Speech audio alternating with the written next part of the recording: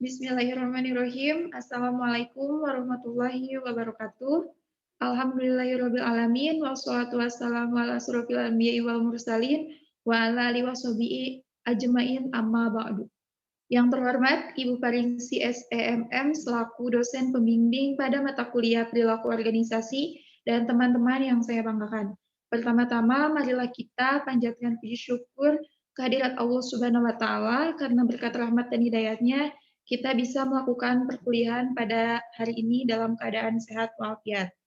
Tak lupa kami ucapkan terima kasih kepada Ibu Paringsi telah memberikan kesempatan kepada kami untuk menyampaikan materi mengenai perilaku individu dalam organisasi. Sebelumnya, izin memperkenalkan diri, nama saya Lisda sebagai moderator dari kelompok 1, ada Tubagus Adnan sebagai pemateri 1, ada Muhammad Gilang sebagai pemateri 2, Adistia sebagai pemateri 3, dan ada Luki Abdul Hakim sebagai pemateri 4. Baik, langsung saja untuk mengefisiensikan waktu, materi pertama akan disampaikan oleh Tubagus Adnan, kepadanya saya persilakan.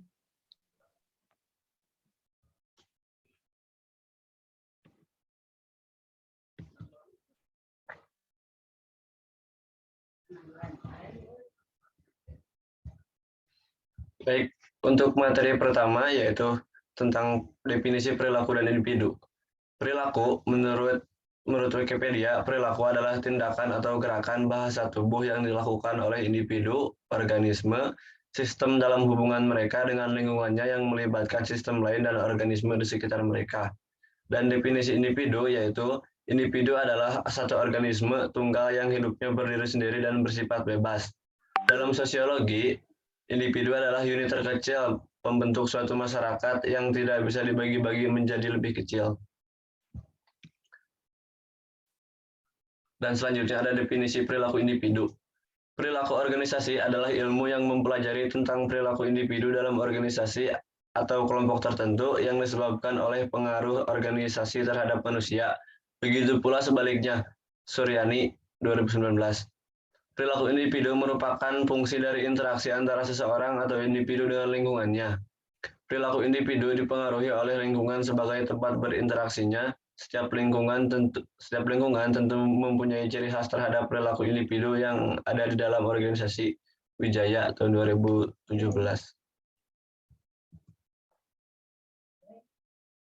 Dan di sini ada pengertian perilaku organisasi menurut para ahli. Perilaku individu adalah sesuatu yang dikerjakan orang, seperti berbicara dengan manajer, mendengarkan saran rekan sekerja, menyusun laporan, mengetik memo, menempatkan unit yang siap ke dalam gudang dan lain-lain. Menurut Gibson tahun 1985 dan menurut Khairul Umam tahun 2010, perilaku individu dalam organisasi adalah sikap dan tindakan atau tingkah laku seseorang atau manusia dalam organisasi sebagai ungkapan dari kepribadian, persepsi, dan sikap jiwanya yang bisa berpengaruh terhadap prestasi atau kerja dirinya dan organisasi. Terima kasih, saya kembalikan ke moderator. Baik, terima kasih. Untuk materi selanjutnya akan disampaikan oleh Muhammad Gilang. Kepadanya saya persilakan. Baik, selanjutnya yaitu tingkat analisis perilaku organisasi. Di sini ada dalam lingkaran yang pertama, terus lingkaran kedua yaitu lingkaran yang ketiga yaitu organisasi dan faktor lingkungan. Selanjutnya yaitu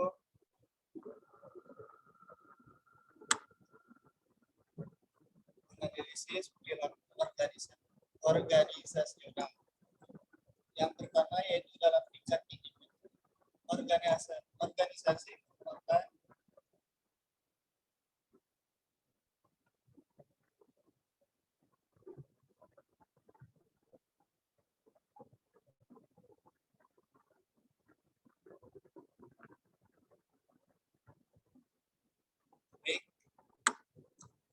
dalam tingkat individu, organisasi merupakan kumpulan individu. Setiap individu memiliki kebutuhan, minat, persepsi, sikap, nilai, kepribadian, dan berbagai hal yang berbeda.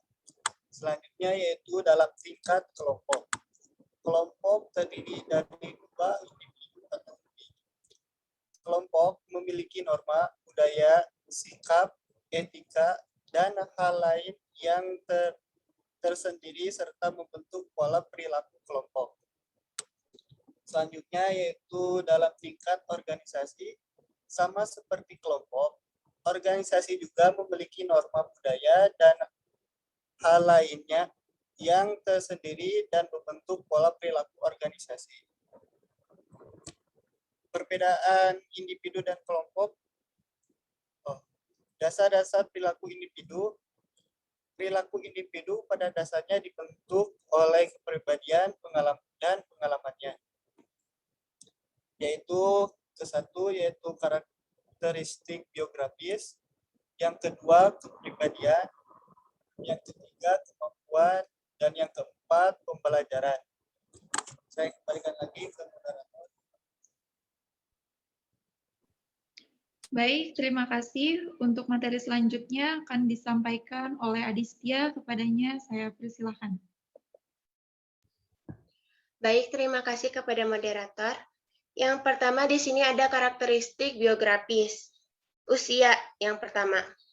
Usia kualitas karyawan adalah usia tua, yaitu berpengalaman, etika kerja yang kuat, komitmen terhadap kualitas kerja, kemungkinan berhenti kerja kecil, menolak teknologi baru, produktivitas menurun, dan kemungkinan mangkir.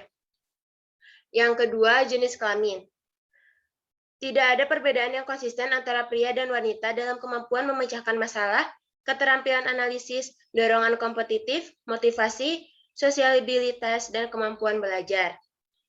Wanita lebih mematuhi wewenang, sementara pria lebih agresif dan memiliki harapan sukses. Wanita lebih memilih kerja paruh waktu, jadwal kerja fleksibel, dan dapat mengerjakan pekerjaan di rumah. Selanjutnya ada status perkawinan. Status perkawinan memiliki dampak pada perilaku dan kinerja karyawan. Karyawan yang menikah cenderung lebih sedikit absensinya, turnover yang lebih rendah, dan lebih memiliki kepuasan kerja daripada karyawan bujangan. Selanjutnya masa kerja. Masa kerja mempunyai hubungan positif dengan produktivitas.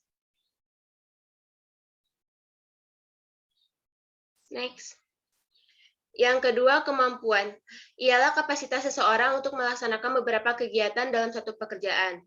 Yang pertama ada kemampuan intelektual, yaitu kecerdasan numerik, pemahaman verbal, kecepatan konseptual, penalaran induktif, penalaran dedukatif, visualisasi ruang, dan ingatan.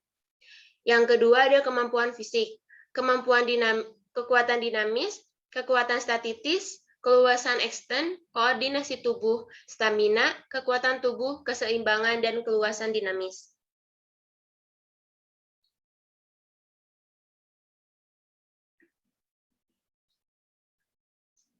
Yang ketiga ada kepribadian, mengemukakan bahwa kepribadian diartikan sebagai sekumpulan sifat, karakteristik, dan kecenderungan dari seseorang.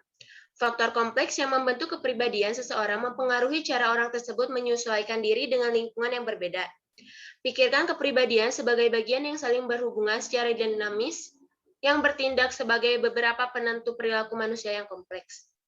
Yang keempat, pembelajaran, yaitu belajar merupakan salah satu proses fundamental yang berdasarkan perilaku. Sebagian besar perilaku dalam organisasi merupakan perilaku yang diperoleh dengan belajar.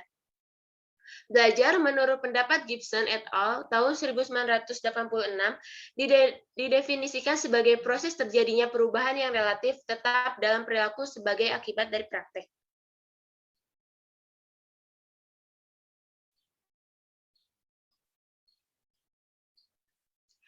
Selanjutnya, memahami sifat-sifat manusia atau individu. Yang pertama, ada manusia berbeda perilakunya karena kemampuannya yang tidak sama.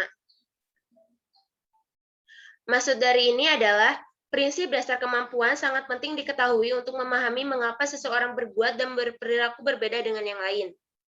Perbedaan kemampuan bisa disebabkan oleh beragam alasan. Misalnya, sejak lahir manusia ditakdirkan tidak sama kemampuannya. atau alasan karena perbedaannya menangkap informasi dari suatu gejala, bahkan karena kombinasi dari dua hal tersebut, sehingga kecerdasan merupakan salah satu wujud dari kemampuan seseorang. Yang kedua, manusia mempunyai kebutuhan yang berbeda, yaitu pada umumnya para ahli ilmu perilaku mengatakan bahwa manusia berperilaku karena didorong oleh serangkaian kebutuhan, sehingga menyebabkan seseorang berbuat untuk mencapainya sebagai suatu objek atau hasil. Pemahaman kebutuhan yang berbeda dari seseorang akan bermanfaat untuk memahami konsep perilaku seseorang dalam organisasi. Hal ini dapat dipergunakan untuk memprediksi dan menjelaskan perilaku yang berorientasi tujuan di dalam kerjasama organisasi. Yang ketiga, orang berpikir tentang masa depan dan membuat pilihan tentang bagaimana bertindak. Maksudnya di sini, kebutuhan-kebutuhan manusia dapat dipenuhi lewat perilakunya masing-masing. Dalam banyak hal, seseorang dihadapkan pada sejumlah kebutuhan yang potensial harus dipenuhi lewat perilaku yang dipilihnya.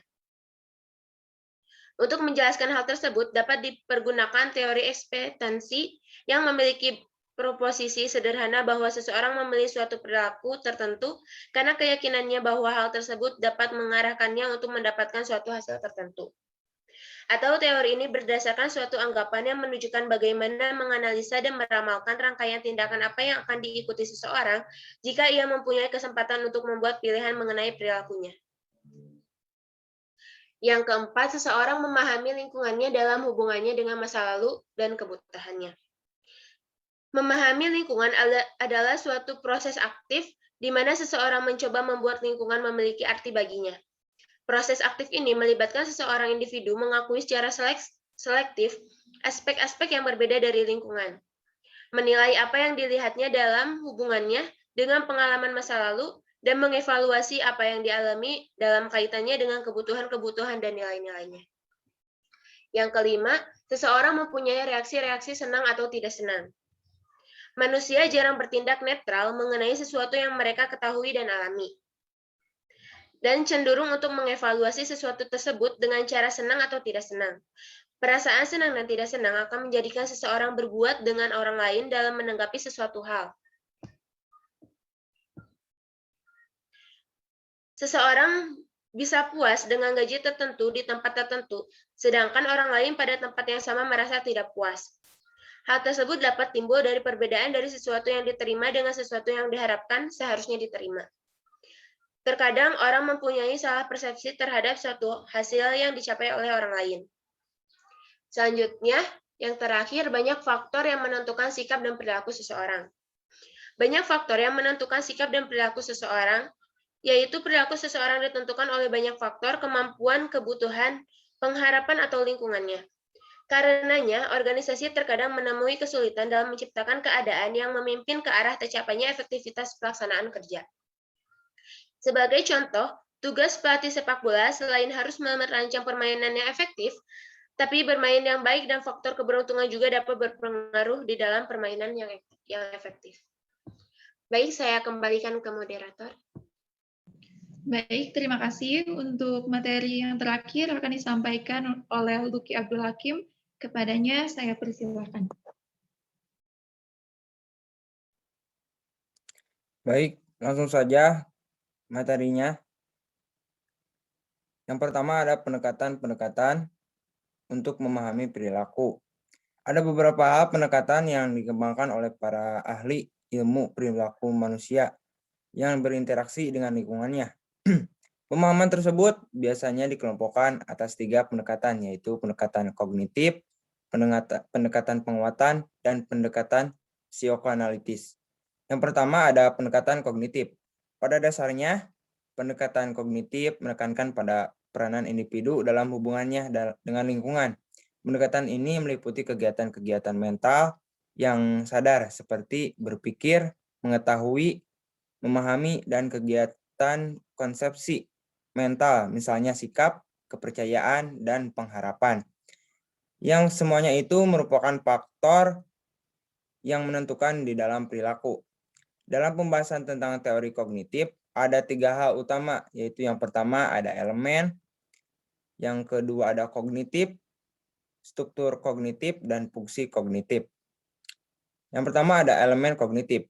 Teori kognitif menekankan bahwa perilaku seseorang disebabkan adanya suatu stimulus, yaitu suatu objek fisik yang mempengaruhi seseorang dalam banyak cara. Teori ini mencoba melihat apa yang terjadi di antara stimulus dan jawaban seseorang terhadap tersebut, atau bagaimana rangsangan tersebut diproses dalam diri seseorang. Menurut teori kognitif, semua perilaku manusia tersusun secara teratur. Yang kedua ada struktur kognitif. Dalam teori kognitif, aktivitas untuk mengetahui dan memahami sesuatu tidaklah berdiri sendiri. Aktivitas ini selalu dihubungkan dengan kognisi yang lain. Proses tata hubungan di antara kognisi-kognisi ini membangun suatu struktur dan sistem yang dinamakan struktur kognitif. Sifat yang pasti dari sistem kognitif ini tergantung akan yang pertama karakteristik dari stimuli yang diproses dalam kognisi. Yang kedua ada pengalaman dari masing-masing individu. Terus yang ketiga ada fungsi kognitif. Sistem kognitif mempunyai beberapa fungsi, diantaranya yang pertama ada memberikan pengertian pada kognitif baru, yang kedua ada menghasilkan emosi atau konsekuensi yang menunjukkan perasaan, yang ketiga ada membentuk sikap, dan yang terakhir ada memberikan motivasi terhadap konsekuensi perilaku. Yang kedua ada pendekatan penguatan atau reinforcement approach. Konsep penguatan dapat dijelaskan seperti halnya dalam konsep kognitif, yaitu adanya stimulus dan respon.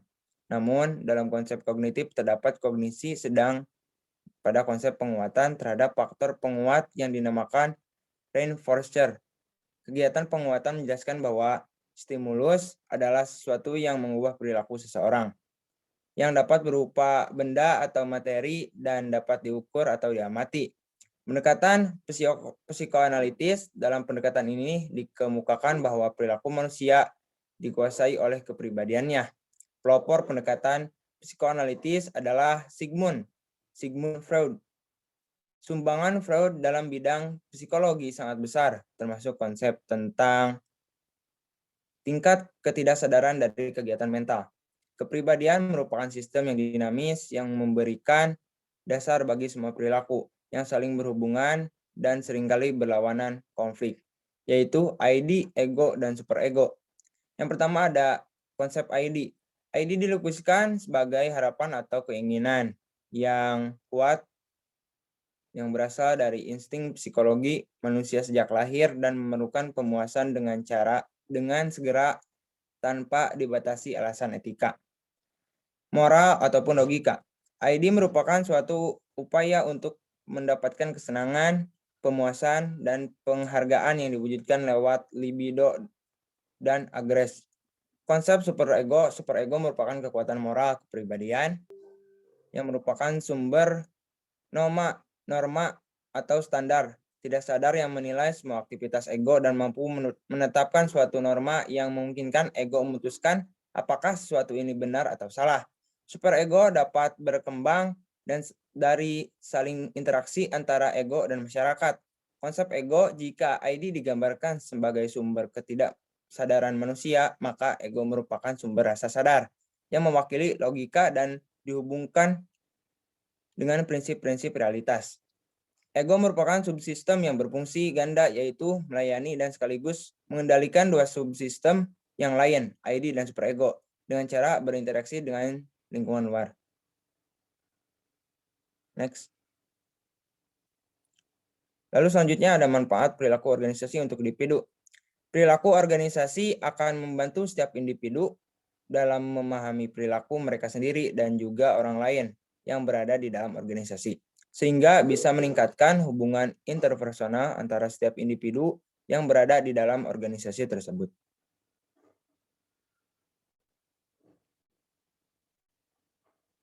Next. Baik, terima kasih. Saya kembalikan kepada moderator. Terima kasih atas penyampaiannya. Untuk kesimpulannya bahwa pemahaman atas perilaku individu sangatlah penting. Dengan memahami perilaku individu yang lain seperti rekan kerja, atasan, bawahan, baik di lingkungan organisasi maupun di lingkungan masyarakat umum, maka kita akan dapat berpikir, bersikap, dan bertindak dengan tepat. Sehingga komunikasi dan Komunikasi akan berlangsung secara efektif dan efisien. Dengan begitu, maka tujuan organisasi pun akan dapat tercapai. Mungkin cukup sekian penyampaian materi dari kelompok 1. Kami memohon maaf apabila terdapat kesalahan dan kekurangan. Terima kasih atas perhatiannya. Wassalamualaikum warahmatullahi wabarakatuh.